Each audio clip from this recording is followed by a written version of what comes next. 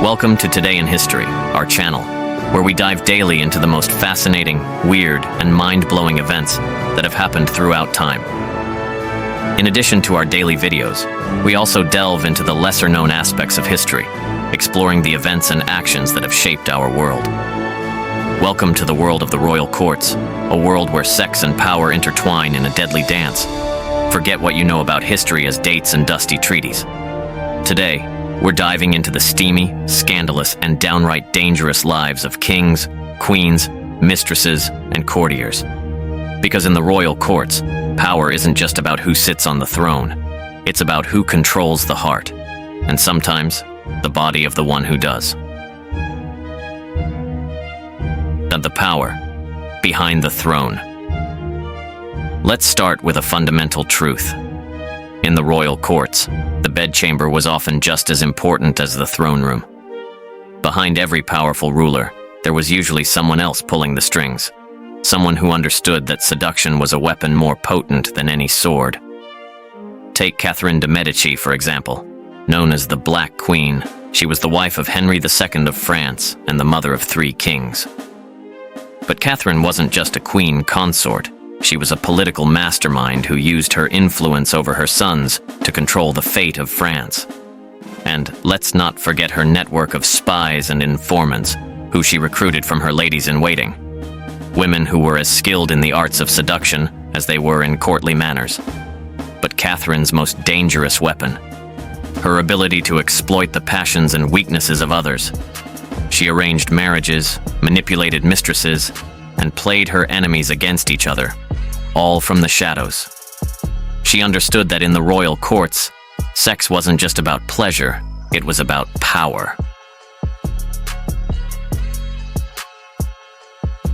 The dangerous liaisons of Henry VIII. No discussion about sex and power in the royal courts would be complete without mentioning England's most infamous monarch, Henry VIII. His reign is a perfect example of how the quest for power can lead to a trail of broken hearts and severed heads. Henry's obsession with producing a male heir led him to marry 6 times. But each of his wives was more than just a pawn in his desperate game. They were players in their own right, navigating a minefield of jealousy, betrayal, and ambition. Anne Boleyn, in particular, stands out as a woman who understood how to use her allure to climb to the top. She knew that her power lay in her ability to keep Henry on edge, never fully satisfied, always wanting more. And it worked.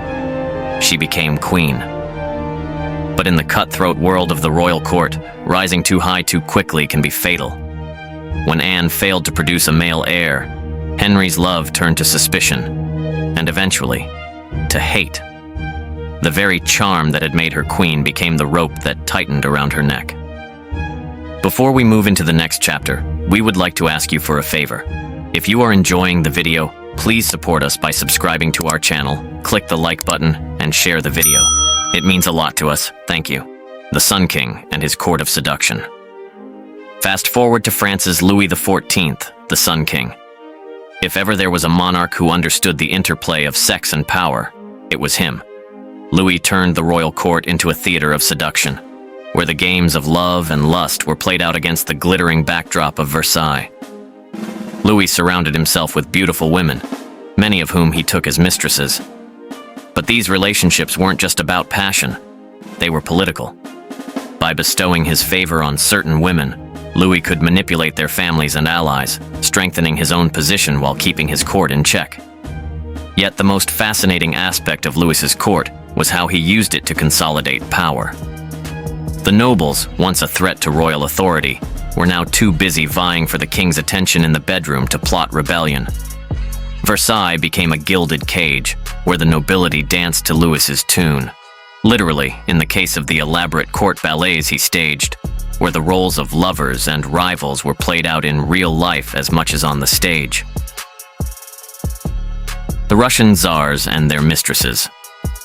Crossing over to the east, we find a court where the stakes were just as high, if not higher, the Russian czars.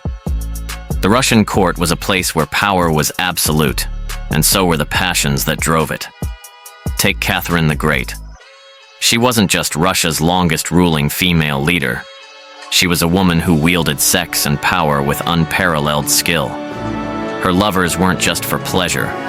They were carefully chosen allies who helped her secure her reign and expand her empire. Catherine's relationships with men like Grigory Potemkin weren't just love affairs. They were partnerships that reshaped Russia's future. Potemkin, in particular, wasn't just a lover. He was a general and a statesman who helped Catherine conquer new territories and reform the Russian military. Their relationship was one of mutual respect and ambition, a true meeting of minds as well as bodies. But Catherine's use of power extended beyond the personal. She understood the importance of image and the role of the court in projecting her authority. Her lovers were also symbols, part of the pageantry that surrounded her, reinforcing her position as the absolute ruler in a male-dominated world. The fall of Marie Antoinette. No exploration of sex and power in the royal courts would be complete without the tragic story of Marie Antoinette, the queen who has gone down in history as the symbol of royal decadence and excess. Marie Antoinette's downfall was due in part to her own extravagance, but also to the way she was perceived by the public. In a time when France was on the brink of revolution, the queen became a convenient scapegoat for all that was wrong with the monarchy. Her lavish spending, her intimate friendships, and the infamous diamond necklace affair, all were used to paint her as a woman who was out of touch with the people and whose personal indulgences were bleeding the country dry. But the truth is more complex. Marie Antoinette was a young girl thrust into a world of unimaginable pressure. Her marriage to Louis XVI was a political alliance, and like many royal women before her, she used her charm and her influence to navigate the treacherous waters of the court. But unlike Catherine de Medici or Catherine the Great, Marie Antoinette lacked the ruthless edge needed to survive in such a world. Her tragic end is a reminder that in the royal courts, the line between power and peril is razor thin. The Tudors and their tumultuous court.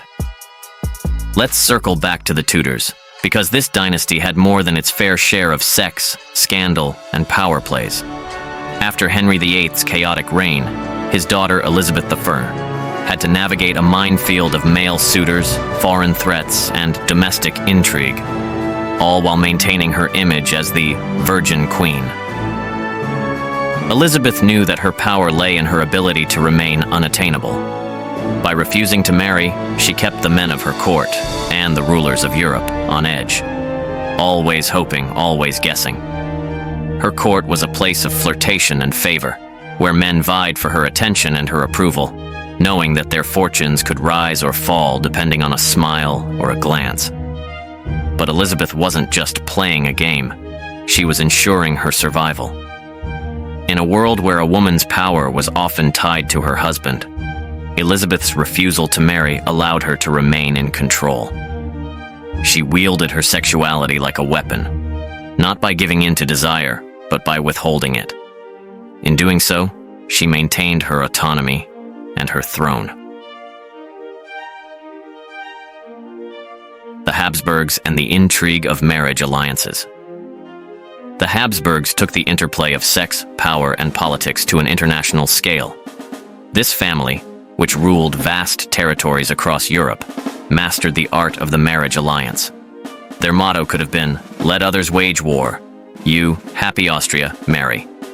The Habsburgs used marriage to build an empire, strategically marrying into the royal families of Spain, France, and beyond.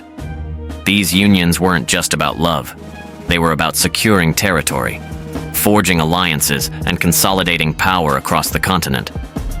But these marriages also led to a tangled web of loyalties and rivalries. The Habsburg court was a place of intrigue, where family members could be both allies and enemies, and where the bedchamber was often as much a battlefield as the open plains of Europe.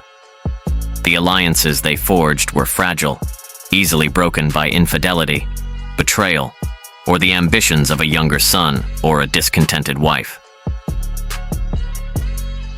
The legacy of sex and power in the royal courts. So, what can we learn from the intricate dance of sex and power in the royal courts? Perhaps it's that human nature hasn't changed as much as we'd like to think. Even today, in a world where royal power is mostly ceremonial, the allure of influence, the seduction of power, and the dangers of desire still hold sway. The royal courts were a microcosm of human ambition, where the stakes were life and death, and where the ultimate prize was not just the crown, but the ability to control those who wore it. The stories of kings and queens, of mistresses and favorites, remind us that power is often wielded in the shadows, and that the most dangerous games are those played behind closed doors. And as we look back at these historical figures, we can see echoes of their struggles in our own world. A world where sex and power are still deeply intertwined, and where the pursuit of both can lead to glory or to ruin. Thanks for watching.